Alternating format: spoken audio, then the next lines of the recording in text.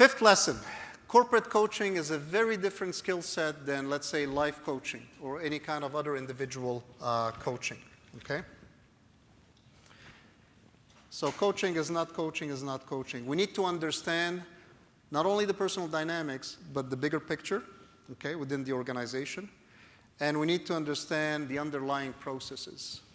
So when I work with an organization, whether it's a multinational like Ford or Janssen, okay, and even if at the microcosm at a dealership, it's very complex. You can't be just doing the one-on-one coaching without understanding what's going on outside of that. An example of that is that I'm working with a team, and they tell me the biggest problem they have is collaboration. There's just, you know, and the sentence was, some of us have a bad attitude. Well, I don't know about you, but we never saw attitude. We saw behaviors, right? So what are the behaviors? Well, they do this and they don't do this. Dig a little more, and then we find out that it has nothing to do with the attitude. The process is broken. The process is broken. It's not attitude. It's not ill will. Okay?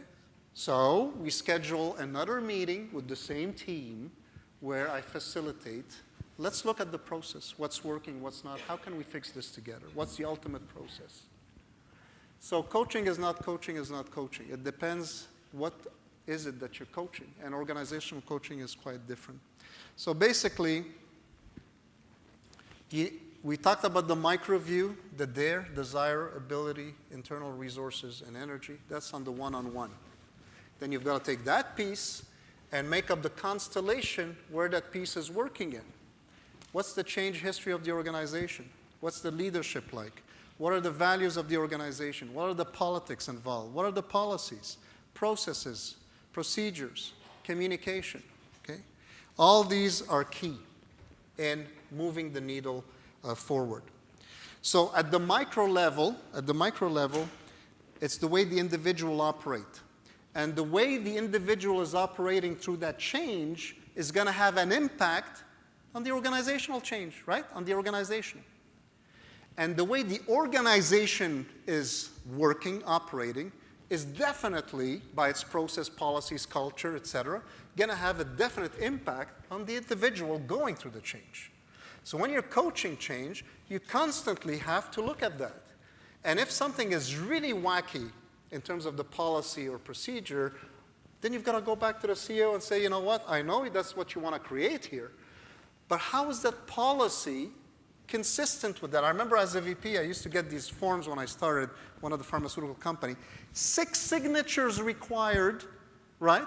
And it was a $500 million organization. 6 signature required to get rid of some of the expired products. And my question is, why do you need my signature on this? There's finance and CEO. Well, Hani, that's the way it is. But it's only $5,000. It's a $500 million organization. How many times are we going to do this during the week? So if an organization is trying to create, let's say, and I've seen it, empowerment with their staff, and they're asking their staff to fill triplicates, that policy is not working hand in hand with what they're trying to do. And unless the coach is aware of all that, can't really bring it up. And you're spending a lot of time doing that one-on-one coaching, you're not going anywhere because that policy is coming in the way.